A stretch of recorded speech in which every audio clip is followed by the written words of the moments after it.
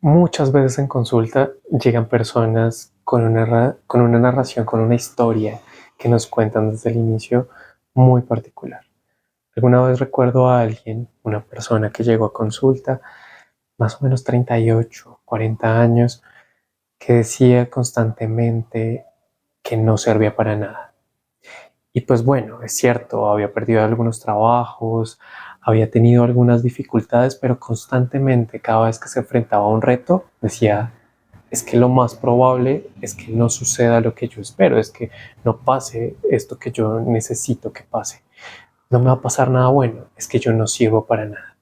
Y constantemente se repetía una y otra vez esto en las consultas. ¿Quieres saber qué pasó al final? Quédate hasta el final y te lo voy a explicar.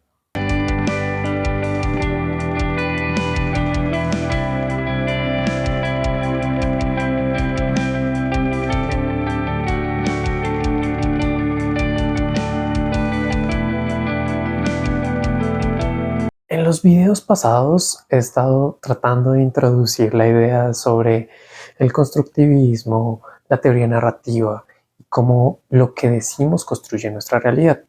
Pues bueno, en esta época vivimos una época especialmente particular porque nos podemos dar cuenta de cómo la verdad se construye. No es una verdad exacta, objetiva, sin ningún tipo de discusión. La verdad generalmente la cuentan las personas que ganaron las batallas. Esto vemos bastantes ejemplos en diferentes lugares. La palabra de moda en el 2016, adivinen cuál fue, posverdad. La academia, el diccionario de Oxford la premió como la palabra más dicha durante el 2016. Esto tiene que ver con que los hechos muchas veces tienen menos posibilidad de ser comprobados y lo que se narra y lo que se dice suele tomarse como la verdad. Esto se ve mucho en el montón de noticias prediseñadas que circulan en redes y que solemos leer y creer sin ningún tipo de prueba y no nos detenemos a pensar o a investigar un poco más a fondo para entender mucho mejor qué es lo que está pasando. Esto además viene desafortunadamente muy nutrido por los sesgos que constantemente nosotros tenemos como seres humanos. En realidad nosotros los seres humanos no tenemos una visión amplia y completa de la realidad, ¿no? No podemos ser Dios, quien es omnipresente y omnipotente, que lo ve todo. Nosotros tenemos una visión sesgada, solamente podemos ver lo que está frente a nosotros con nuestra visión imperfecta. Eso quiere decir que tenemos sesgos, ¿no? Solo vemos ciertas partes de la realidad. Hay un sesgo muy particular que me gustaría que tuviéramos presente y es el sesgo de confirmación. Muchas veces lo que hacemos es buscar en nuestro ambiente eso que confirme nuestra teoría. ¿Mm? Muchas veces la verdad, lo que creemos que es verdad, intentamos confirmarlo con hechos externos, ¿no? Entonces, por ejemplo, compramos un carro y alguien nos dijo que ese carro era el bestseller durante este año y de repente, después de comprar este carro, lo vemos en todos los lugares, ¿no? Porque constantemente estamos fijándonos en eso. ¿Mm? Probablemente antes no lo veíamos, probablemente ni siquiera es que todo el mundo lo tenga, es que nos fijamos mucho más en eso. Entonces, tenemos un sesgo, solamente nos fijamos en eso y así confirmamos nuestra verdad. Esto no solamente pasa cuando compramos algo, también pasa con nuestras creencias sobre nosotros mismos, sobre los demás, sobre la realidad.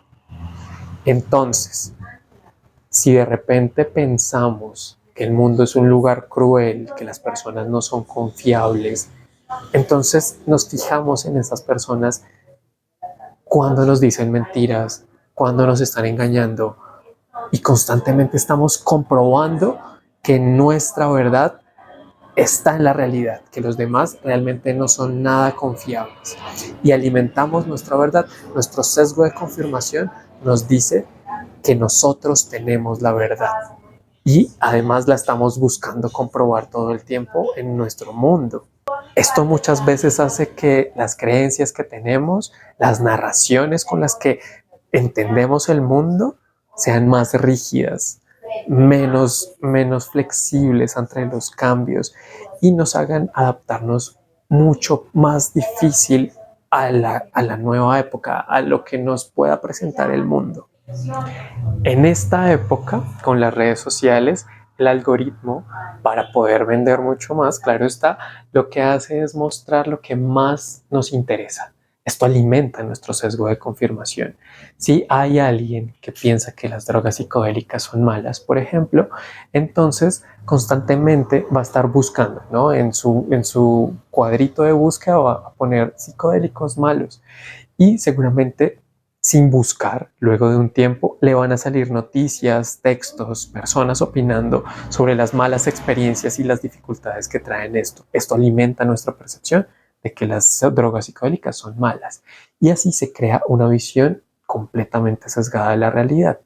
Lo cierto es que constantemente buscamos eso, comprobar nuestra verdad. No buscamos información nueva y la poca información nueva que podamos llegar a agarrar de nuestro contexto, de nuestro ambiente, la adaptamos a lo que ya sabemos. A mí me pasa mucho cuando conozco una nueva teoría de psicología, tiendo a adaptar estos conceptos a cosas que ya conozco, ¿no? El condicionamiento, el inconsciente, muchas de esas cosas las adapto y eso hace que mi realidad sea más robusta, que mi verdad sea más robusta. Como ya les decía antes, en la teoría narrativa, Jerome Bruner lo que propone es que los seres humanos construimos la realidad a través de nuestras narraciones. Nosotros no vivimos hechos, sino recuerdos, ¿no? Narraciones de lo que ha pasado, sesgados siempre por nuestra propia experiencia. Muchas veces hasta hay recuerdos creados por personas que nos han narrado constantemente durante nuestra vida algo que dicen que sucedió, de lo cual muchas veces no tenemos recuerdos vívidos y solo una narración, pero con esa narración basta para poder saber que esa es la realidad. Además de eso, nosotros tenemos unas ciertas palabras que utilizamos más constantemente en nuestras narraciones. Yo estoy seguro que si ustedes se ponen a ver mis videos, constantemente ven las mismas palabras utilizadas una y otra vez, hasta las mismas formas de inflexión, las mismas formas de hablar. En ese caso, eso, la forma como nosotros decimos, utilizamos las palabras, constituyen nuestra identidad. Muchas veces es una forma de expresar que somos como somos. La narración también refleja quiénes somos. Volviendo al tema de las redes, en las redes hay mucha manipulación. Se crean verdades a través de narraciones muy bien contadas. Hay personas muy expertas en narrar, en contar cuentos, ¿no? Y eso hace que nosotros creamos que son verdad. Un cuento bien contado le da cierta credibilidad. Así no tenga bases sólidas ni argumentos y puede que tampoco tenga pruebas, pero si está tan bien contado, puede que lo creamos. Eso es un peligro, más cuando no sabemos que esto existe. Tenemos que tener muy presente que en las redes muchas veces y en todos los lugares hay historias muy bien contadas que muchas veces no tienen que ver con la verdad, sino con intereses de otras personas. De hecho, cuando leemos una noticia, es importante preguntarnos quién controla esta narrativa, de quién viene este titular, porque ahí podemos ver también qué es lo que intenta comunicarnos, qué es lo que nos quiere decir y hacia dónde intenta que orientemos nuestro mundo, nuestra realidad. ¿Qué postura quiere que tomemos? ¿Cómo hacemos para protegernos de esto, de esta situación, de este mundo de palabras que muchas veces no sabemos si es verdad o no? Pues yo les tengo un par de estrategias bien concretas para que empiecen a poner en práctica, para que todos pongamos en práctica. Primero, vamos a intentar leer con una pizca de duda. Hacer preguntas sobre eso que nos están diciendo que es verdad. Hacer preguntas no necesariamente tiene que ver con desconfiar o con ser inseguro. piénsalo más como que estás intentando tener una visión un poco más amplia de lo que está sucediendo. Muchas veces nos centramos, como les decía antes, en confirmar lo que ya sabemos. En ese sentido, una estrategia para protegernos de la manipulación es intentar escuchar lo que nos parece incómodo, ¿no? Muchas veces evitamos escuchar los argumentos que consideramos son mentiras, ¿no? Entonces los uribistas no escuchan a los de Petro y los de Petro no escuchan a los de Uribe, porque son a veces realidades incómodas que no podemos escuchar y que nos generan mucho ruido en nosotros. Para evitar la manipulación tenemos que tener una visión un poco más amplia, y a veces esa visión más amplia significa escuchar cosas que no nos resultan tan agradables para tener una visión que incluya otros puntos de vista. En este mundo, para protegernos de la manipulación, tenemos que contrastar fuentes, ¿no? ¿Quién está diciendo esto? ¿De qué titular, este titular de qué medio viene? ¿Mm? Y poder ver si alguien más está hablando de lo mismo, contrastar, mirar a ver si tienen opiniones diferentes, si hay un periódico un poco menos conocido que también está hablando de él, cómo es esa opinión. ¿Sí? Yo sé que puede ser un poco tedioso más estar buscando la verdad por todos lados, pero no, recuerden, se trata de ampliar un poco más la perspectiva, de ver otros puntos de vista, no solamente centrarnos en uno solo. Ahora, la cuarta es la que más me parece importante, y es poder conectarse con otros. A veces, generalmente evitamos hablar con personas que piensan diferente de nosotros, ¿no? Nos parecen tontos o nos parecen incómodos en general. Pero tener esta otra perspectiva y conectar con otras personas que piensan diferente nos amplía el cuadro, hace que veamos más allá de lo que normalmente estamos viendo. Y eso es súper importante para poder tener una narrativa mucho más amplia y no dejarnos manipular tan fácilmente. Ahora, todo esto, ¿cómo influye en nuestra salud mental? Porque evidentemente influye. ¿Se acuerdan del cuento que les conté al principio? Vamos a ponerle un nombre. Clara. Clara tenía una narrativa pesimista sobre sí misma que hacía que tal vez viera todo desde un punto de vista negro, donde no hay posibilidades, donde los demás puede que se estén aprovechando de ella y donde ella no tiene las capacidades adecuadas para enfrentar este mundo. Tal vez no se enfrentaba a las situaciones más complejas que necesitaba enfrentarse, tal vez las evitaba, tal vez hacía muchas cosas en pro de esta narrativa.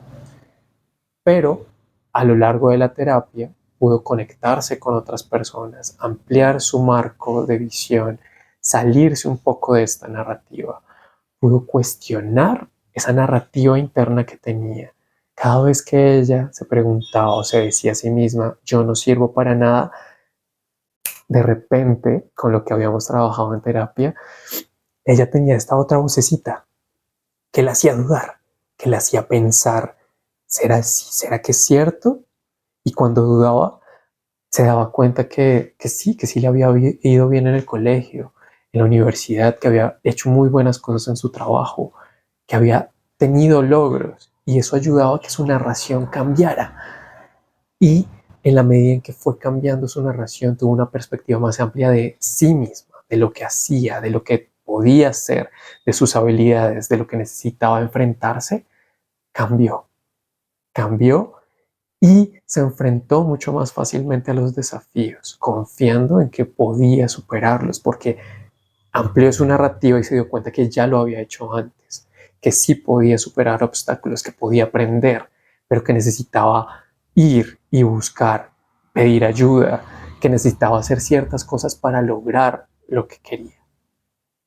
Entonces, las narrativas, el sesgo de confirmación, la forma en la que narramos nuestra realidad tiene mucha importancia, y es súper importante que caigamos en cuenta de cuál es la narrativa que me estoy diciendo a mí mismo constantemente sobre mí, sobre nuestro mundo, sobre mi mundo, porque eso tiene influencia en cómo me siento en él. Ahora, no siendo más, gracias por quedarse hasta el final. Nos vemos en otro video. Cuídense mucho.